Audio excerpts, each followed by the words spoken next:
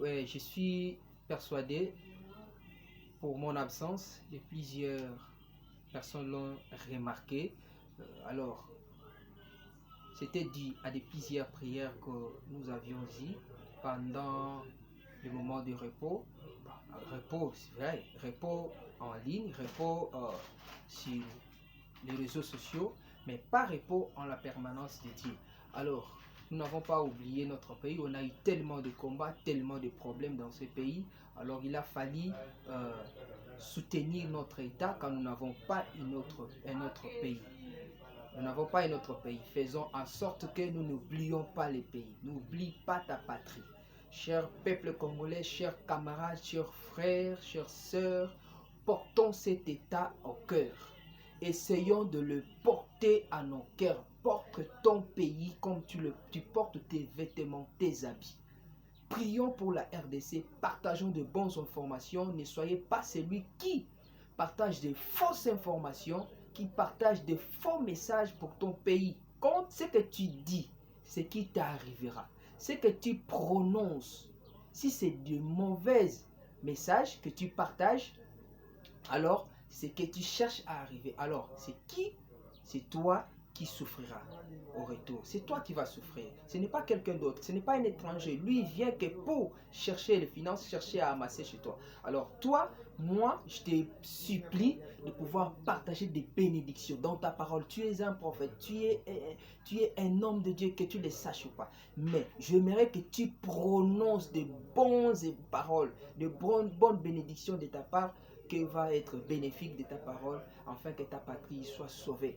C'est dans ta bouche que les révélations sortiront, afin que les choses que tu prononces puissent arriver pour sauver ta patrie. Ne partage pas de fausses informations. Soyons soudés, soyons unis. Je te demanderai vraiment l'unité. Soyons unis, tous comme un accord. Soyons vigilants de voir, car nous verrons des choses qui vont s'accomplir bientôt, là, pour très bientôt, je dis bien. Très bientôt, nous serons surpris. Une unité d'un peuple qui va battre le record de cet état. Même moi, je ne sais pas comment cela arrivera, mais nous verrons les choses. Je vous assure, maintenez-les dès à présent, je vous dis, Dieu va commencer à agir dans ces pays. Il va commencer à agir. Nous lui avons élevé plusieurs décennies et c'est maintenant qu'il va commencer à agir. Ceux qui ne sont pas avec lui, il va les décliner pour que lui fasse sa volonté dans ces pays. Nous sommes un pays de Dieu. Faisons en sorte de sauver notre pays dans ces niveaux où il se trouve. Ne laissons pas les autorités, ne laissons pas.